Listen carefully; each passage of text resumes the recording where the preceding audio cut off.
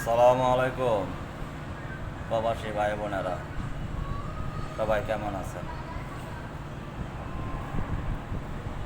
দোয়া করি আল্লাহ পাক আপনাদের সবাইকে সুস্থতা রাখুক এবং বিপদ আপদ থেকে রক্ষা করুক।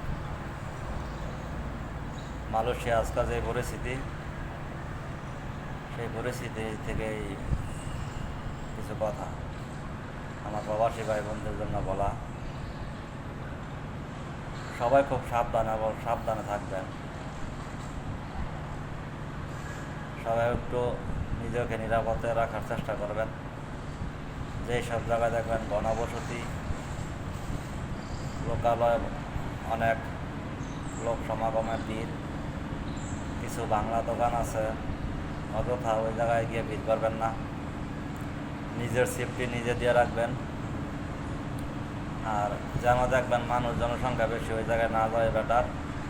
আর বর্তমানে বড় বড় বাজার এবং বড় বড় শপিং মলে, মার্কেটে ওইসব জায়গায় রেট দিতেছে।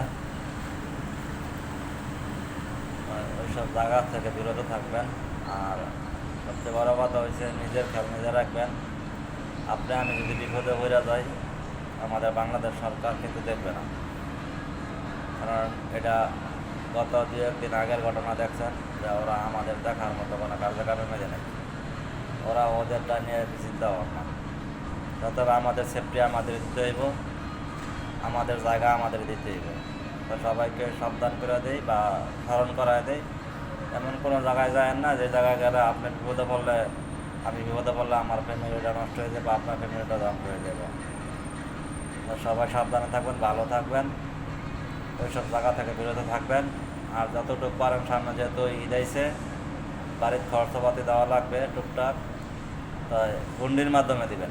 রেমিটেন্স বদ্ধ, মালয়েশিয়ার রেমিটেন্স বদ্ধ করে দেন। যদি সবাই আমার কথার সাথে একমত হন, তা আমার ভিডিওটা শেয়ার করে দেবেন, তো মালয়েশিয়ার সকল প্রবাসী ভাই বোনেরা পায়। আমার একটাই দাবি, যেহেতু আমাদের বৈধতার কোনো কথাবার্তা বলে না, যারা জেলখানায় বসে মরতে আছে তাদের কোনো খোঁজখবর নেয় নাই, আমরা বাংলাদেশে রেমিটেন্স পাঠাবো না, আমরা হুন্ডিতে টাকা পাঠাবো। যেহেতু ফ্যামিলি আছে, ফ্যামিলির টুকটাক খরচ ঈদের সামনে, ওই হিসাবে ঈদের খরচটা পাঠাবেন। ঠিক আছে, আল্লাহ হাফেজ।